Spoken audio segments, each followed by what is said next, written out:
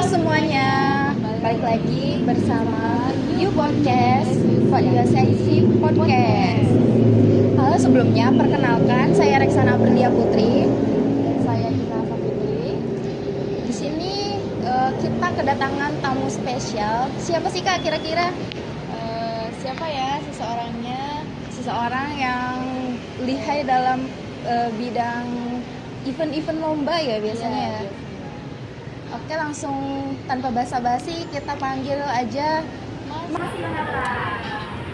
Oke, halo semuanya. Halo, halo. Halo. Halo. Aduh, duduk ya. Oke nih, sebelum kita mulai acaranya, perkenalkan dulu siapa ini, dari mana? Oke, sebelumnya perkenalkan semuanya, nama saya Nathan. Dan kebetulan di sini dari mana? Asalnya nih Mbak atau gimana nih? Asalnya dari mana? Asalnya saya dari Cirebon asli, orang Cirebon Jeh katanya. Nah di sini saya berasal juga dari Universitas Satulisan Cendekia kebetulan. Sekarang sedang menempuh kuliah lagi S1, sebelumnya D3, dan sekarang puji Tuhan dapat rezeki bisa lanjut kuliah S1 di CC nih Kak kebetulan. Seperti itu mungkin. Berarti sekarang kesibukannya apa ya Kak? Kesibukan saya, saya sok sibuk aja sebenarnya Kak. Saya lagi kerja teman-teman ya. Jadi kuliah sambil kerja dan banyak ngurus-ngurus hal lain juga. Masih sibuk juga dalam biasanya masih suka bikin IO-IOan juga, event organizeran, bikin event-event yang kecil-kecil tapi yang penting apa? Cuan. Betul, cuan. Nah, itu sih Kak paling kesibukannya. Terus sekarang kira-kira hobi yang paling sering dilakukan apa? Hobi nih ya. Kalau hobi sebenarnya kalau ditanya hobi banyak hobi. Hobi saya banyak banget ya. Saya juga nggak tahu hobi saya apa. Tapi yang jelas saya suka keributan ya. Enggak, canda. Saya suka aktif dalam segala macam kegiatan. Yang penting itu apa ya, menghasilkan sesuatu lah. Contohnya misalnya main musik, saya suka banget main musik. Saya suka ngoding ya. Kalau yang tahu saya kuliahnya di sistem informasi. Kalau kalian yang nyari kuliah kampus digital lah, CIC itu. Mantap. Nah, itu saya suka ngoding. Tak juga lupa saya suka yang tadi ya, sesuai sama topiknya. Di sini saya suka event organizer teman-teman. Jadi saya suka bikin suatu event di mana event tersebut biasanya entah itu event nasional maupun event-event skala kecil maupun internasional kayak gitu. Nah, BTW juga ini saya kebetulan hari ini pas banget ya. Hari ini kita shoot tuh itu Sincia ya teman-teman ya. Itu lagi Sincia. Jadi kebetulan saya di kantor disuruh pakai baju merah dan nggak ada baju merah lagi. Jadi saya pakai baju ini. Ini mungkin yang teman-teman udah tahu ini baju BKM ya. Jadi dulu kebetulan Kak, mungkin Kak Ica juga tahu ya. Iya. Kalau saya dulunya bisa bilang mantan ketua BKM, dan di BKM juga banyak nih Kak kebetulan event-event yang udah kita garap dan kita lakuin gitu. Jadi karena dari dulunya udah suka melakukan event, jadi sekarangnya masih tetap ke bawah. Jadi kalau rasanya tuh kalau diem, kalau gak ada kerjaan tuh malah gabut gitu tuh. Jadi pengennya tuh cari kerjaan terus, makanya biasanya kita lebih suka menyalurkan itu lewat ke event organizer kayak gitu. Itu sih Kak kebetulan. Biasanya kalau untuk ngadain event-event tuh lebih ke bidang apa sih Kak? Kalau bidang ya, Iya. bidangnya sesuai dengan kepercayaan masing-masing ya teman-teman ya, sesuai dengan mood. Wah ini mode hemat daya. Nah, oke lanjut lagi. Kalau untuk event sendiri, kalau dari saya yang selama saya lakukan, mungkin contohnya bersama ketika saya masih menjabat di BKM ini, sama teman-teman BKM biasanya kita suka bikin event yang terbagi jadi beberapa bidang. Misal contohnya bidang yang seperti humanioris atau lebih ke arah bagaimana kita bisa mendevelopment diri kita sendiri seperti bidang pendidikan dan lain-lainnya, atau yang berlawanan dengan itu yaitu event-event seperti event-event hiburan seperti mungkin di Jepangan, event-event nyanyi misalnya kayak lomba-lomba dan sebagainya macamnya. Itu yang sering banget. Bidangnya sih banyak ya kayak ada bidang misalnya teknologi, kita biasa pernah ngadain lomba untuk pameran IT nih. Nah, untuk lomba pameran IT kebetulan saya develop dengan tim dari eksternal kampus. Itu acaranya meriah, lumayan meriah. Kita ngadain suatu pameran, kita open show di Gerage kebetulan ya. Itu event IT yang diadakan untuk wilayah 3. Jadi kita kayak show off gitu, karya-karya IT dari masing-masing developer. Ada yang bikin IoT misalnya, ada yang bikin website, ada yang bikin UI UX, atau ada yang bikin VR nih, tahu VR, virtual reality ya, itu kayak keren gitu kan. Kayak main Pokemon Go tapi pakai VR gitu, kayak asik gitu. Nah, kayak gitu. Ada lagi bidang budaya. Kemarin kita juga pas di BKM, saya sama BKM itu sempat bikin WeStart ya. WeStart itu kerjasama sama Dinas Budaya dan Pariwisata. Nah, itu dalam terkait gimana cara kita bisa mengembangkan budaya Cirebon di culture dengan budaya-budaya Asia seperti Korea, Jepang, dan lain-lainnya. Kayak gitu sih kebetulan. Oh, menarik sekali ya ternyata. Lumayan banyak. Terus pengalaman apa aja sih yang udah sering sering dilakuin sebagai IO ya. IO ya? Kalau pengalamannya sih tentu ya, kalau pengalaman mungkin kalau ditarik garis dari yang dulu basicnya mungkin dari SMP udah ada basic pengalaman di OSIS. Jadi ketika kuliah itu sebenarnya beda jauh nggak? Beda jauh. Pasti kaget mah pasti ya. Yeah. Tapi ketika dijalanin ternyata bisa kok. Saya juga yakin teman-teman juga pasti bisa ngejalanin kayak gini. Cuman tergantung kitanya mau atau enggak. Untuk pengalaman sendiri, belajarlah dari hal-hal yang menurut kita sulit dan belajarlah dari hal-hal yang menurut kita wah ini kayak nggak mungkin deh. Ini kayak nggak bisa, ini kayak impossible. Tapi dari situ manusia tuh bakalan di stretch ke ukuran aslinya. Jadi ketika awalnya ini juga saya juga bisa bicara, bisa jalan, pasti kan ada latihan dulu ya, jatuh bangun itu pasti ada. Sama seperti event organizer, sama mungkin seperti Mbak host juga ya. Ketika kita di depan kamera, di depan banyak umum podcast gitu, biasanya awal-awal masih malu-malu, masih ragu-ragu, tapi setelah sekian lama belajar, jadi makin lancar ngomongnya, makin pandai ngomongnya, makin lihai. Sama di IO pun awalnya pasti event kacau itu pasti berantem sana sini, nggak suka sama A, nggak suka sama B, yang A kerja, yang B nggak kerja, yang C tidur gitu misalnya. Tapi itu dari situ kita belajar, oh gimana sih cara mendevelopment suatu event dan bagaimana sih cara mendevelopment kumpulan-kumpulan dari teman-teman semuanya. Jadi agar ketika suatu event itu jalan tidak bekerja sendirian tapi melainkan bekerja secara tim kayak gitu.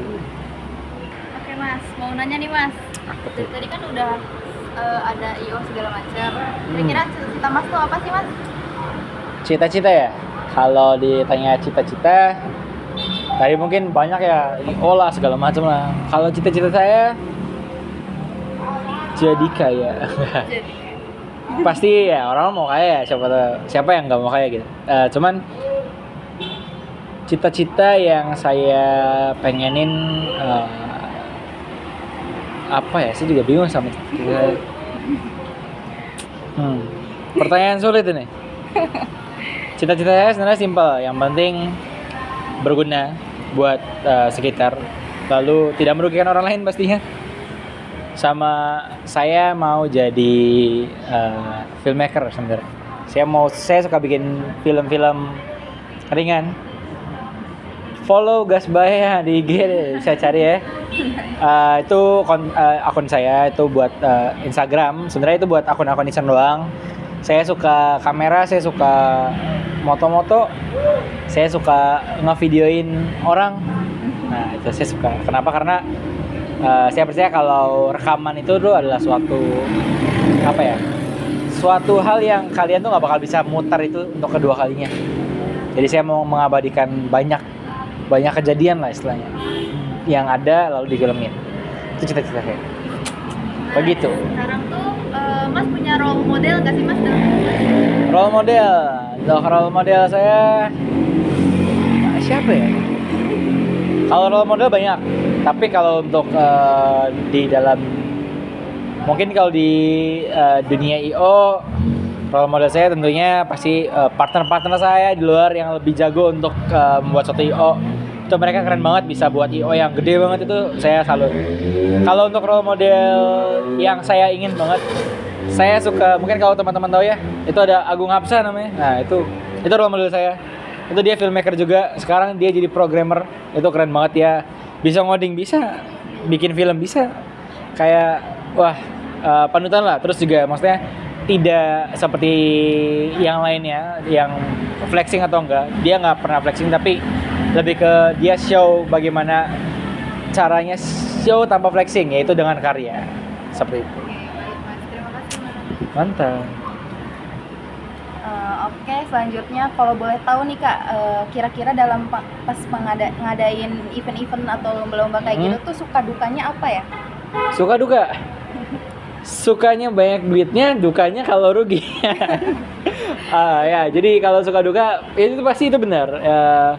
Kalau eventnya berhasil pasti untungnya gede teman-teman ya. Tapi kalau eventnya ada miss hitungan, kalau eventnya udah mulai mendekati rugi nih ya, itu biasanya kita udah otak tuh udah muter 360 derajat ya, sampai posisi balik awal lagi lah, itu udah pusing banget lah.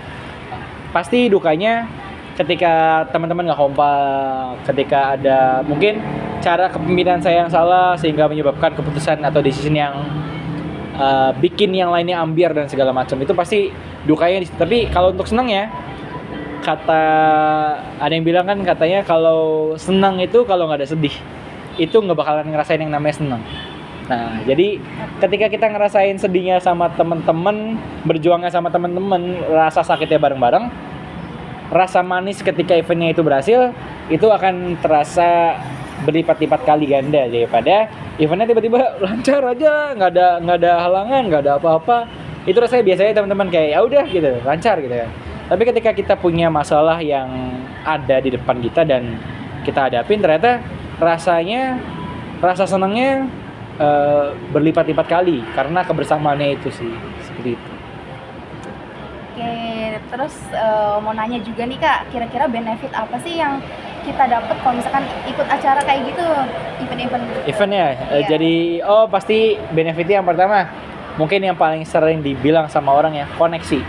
Tapi untuk koneksi itu bagaimana caranya, diri kamu sendirilah yang menentukannya. Kalau kamu itu diem-diem aja, nggak ada aktivitas, nggak ada kegiatan, dan nggak ada istilah kontribusi ataupun komunikasi dengan yang lain, maka koneksi itu nggak bakal datang. Tapi ketika kita jadi orang yang komunikatif, itu koneksi itu akan datang sendirinya.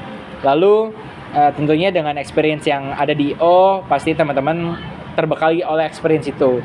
Bagaimana cara ngatur teman-teman yang lain, bagaimana cara mengatur jalannya acara dan segala macamnya, ngubah ronde dadakan mungkin itu butuh experience ya. Nah itulah hal yang bisa teman-teman dapat gitu Kak. Kalau kakaknya nih, saya balik nanya nih ya. Kalau host biasanya udah pernah ngadain event belum sebelumnya? Dari Kak Sela misalnya, udah pernah gak? Belum. Nah, Kak Eca nih? Belum. Kita baru. Kayaknya nanti kapan-kapan saya harus ngajak You Podcast ya. Boleh. Biar kita juga bisa belajar ya, dapat pengalaman juga. Betul. Betul. Gimana? Terus apa lagi ya, betul? Oh iya, mau nanya dong, boleh nggak kasih tahu sedikit Tips and trick untuk buat kita yang awam ini, gimana sih cara ngadain event yang bisa sukses, terus bisa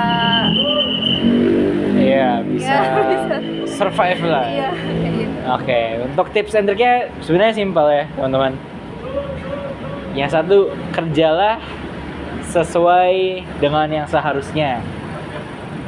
Artinya bukan berarti itu kerjaan saya, yang kerjaan kamu ya udah kerjaan kamu, saya nggak mau bantu, nggak gitu ya. Tapi kerjakanlah apa yang diberikan tugasnya kepada kita, kerjakan dengan semaksimal mungkin. Karena dengan kerjaan kita yang semaksimal mungkin, artinya kita sudah memenuhi tanggung jawab. Dan kalau kerjaan itu sudah selesai, kita bisa bantu nih untuk rekan-rekan yang lainnya. Nah itu untuk tips agar event berjalan dengan sesuai rencana. Lalu yang kedua, sebagai leader, misalnya teman-teman kedepannya ditunjuk sebagai leader di dalam suatu event nih, itu teman-teman harus bisa yang namanya mendengarkan pendapat dari rekan-rekan yang lainnya. Bukan berarti karena teman-teman ketua lalu tidak mendengarkan kata-kata yang lainnya, jadi seenak sendirilah istilahnya. Tapi sebagai leader yang baik kita harus mendengarkan. Oh, keluh kesah rekan-rekan semua ini kayak gini. Oh, mungkin bukan teman-teman yang salah, tetapi mungkin siapa tahu bisa jadi cara kita memimpinlah yang salah. Jadi selalu buka telinga, selalu buka mata, dan selalu buka hati untuk bisa menerima kritik. Kritik bukanlah suatu hal yang jahat, tetapi kritik adalah suatu hal yang membangun. Bagaimana tergantung perspektif dari teman-temannya. Mungkin itu sih Kak, tips and trick buat teman-teman bisa develop event sendiri nih. Iya, keren banget ya. Nanti kita bisa deh coba ikut. Iya, betul-betul. Sama, mulailah dari hal yang kecil. Langkah pertama menimbulkan efek keberlanjutan selanjutnya. Nah, gitu. Itu saran ya untuk teman-teman ya. Jangan ragu untuk mulai. Yang penting itu. Yang penting gas baik. Ya, kalau kata orang Cirebon gitu. Terus selanjutnya, Kak Sela mau ada yang ditanyain lagi kan nih, mumpung seseorang yang sering banget ngadain event. Aduh. Ada di sini, barangkali kita mau bikin event juga kan, lomba-lomba. Kalau dari aku, tips and trick PD di depan, ngomong di depan umum itu apa Kak? Untuk PD di depan umum ya, saya jujur mungkin teman-teman juga ada yang bilang wah nggak percaya lah segala macam. Saya bukan orang yang jago di depan kamera awalnya. Saya bukan orang yang jago ngomong depan umum sama sekali. Awal saya masuk kuliah, saya disuruh presentasi. Sekarang namanya apa? Masih PMB ya? Masih PMB ya? Awal saya disuruh PMB di depan sekolah saya sendiri padahal. Itu saya nggak bisa ngomong sama sekali. Saya diem aja. Kenapa? Karena malu. Tapi cara belajar orang-orang beda-beda. Biasanya ada yang memang visual, ada yang memang melihat, ada yang harus belajar dulu baru bisa mempraktikkan. Kalau saya tipikal yang melihat. Jadi biasanya saya ngelihat dari bagaimana rekan saya presentasi dulu. Jadi kebetulan saya diajak sama marketing, lalu dari situ saya belajar, oh cara ngomong di depan banyak orang nih kayak gini ya. Oh cara nge-MC yang baik nih kayak gini ya. Saya lihat MC yang biasanya memang sudah sering MC ya. Oh ternyata cara MC kayak gini. Oh ternyata cara memberikan hook yang baik kepada penonton nih kayak gini. Kayak gitu sih. Jadi tadi ya, mulai aja dulu ya. Yang penting mah berani ngomong, yang penting rewel dulu aja, terserah. Yang penting ngomong dulu. Ngomong yang pentingnya nyusul di belakangan. Karena itu proses belajar ya. Itu proses belajar seperti itu. Oke nih, kalau dari penonton kira-kira ada yang mau ditanyain nggak? Dari penonton, ada yang mau tanya dari penonton? Itu Mas kameramen. Kameranya di flip nggak apa?